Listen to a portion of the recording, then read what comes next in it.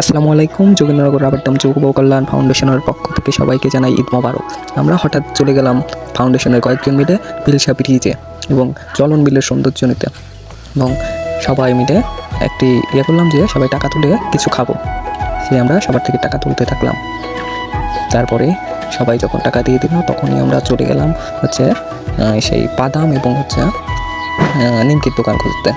পরে আমরা সেখানে অনেকগুলো দোকান ছিল, একটি দোকানে গেলাম, গিয়ে বাদামগুলো দেখে নিচ্ছিলাম। সেই সবগুলোই বাদামই ভালো, কিন্তু বেছে নিচ্ছিলাম। সেই একটি নিলাম এবং তাকে টাকা বুঝিয়ে দিলাম দোকানদারকে।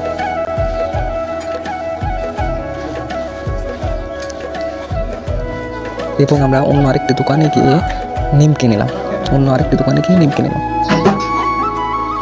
এবং সেই নিমকি এবং বাদাম আমি নিয়ে গাড়িতে রাখতেছিলাম।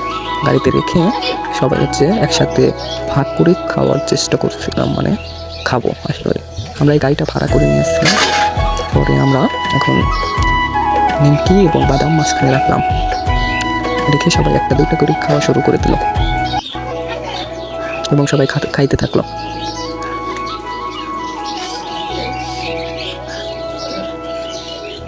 এখন দেখলাম অনেক মানুষই আসতেছে, সন্ধ্যা প্রায় বিকেল, সন্ধ্যার দিকে আরও অনেক মানুষ আসবে, কিন্তু বৈরী আবহাওয়া ছিল, বৃষ্টি হওয়ার সম্ভাবনা ছিল, এই জন্য মানুষ একটু কম। তাছাড়া অনেক মানুষ আসে এখানে ঈদেরতে। এখন ঈদের পরেও অনেক মানুষ হবে আরও। আমরা সবাই আবার বাদাম খাওয়ার সিদ্ধান্ত নিলাম। এখনই খেয়ে আমরা চলে যাবো বিলসা বাজারে, এবং সবাই একটা দুইটা করে বাদাম খাওয়া শুরু করলো।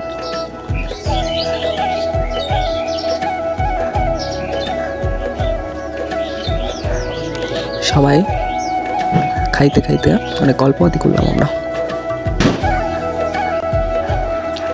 আমরা আসছিলাম 6-7 জন মাত্র, কিন্তু আরও ছিল ফাউন্ডেশনে।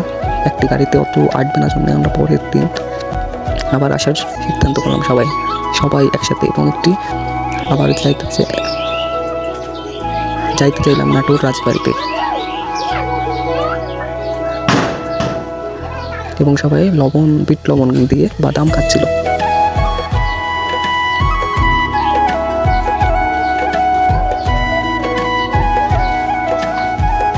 বাদাম খাইতে অনেক দেরি হয়েছে, তাই আমরা পুরো ভিডিও দেখানোর চেষ্টা করব।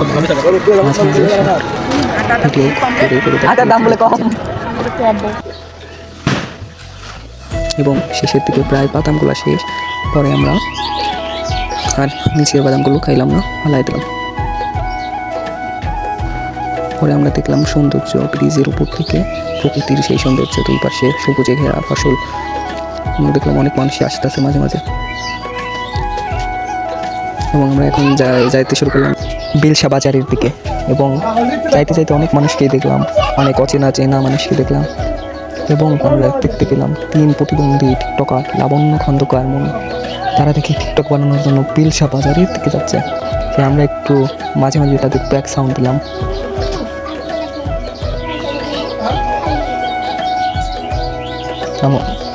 আমরা সামনের দিকে এগোতে থাকলাম।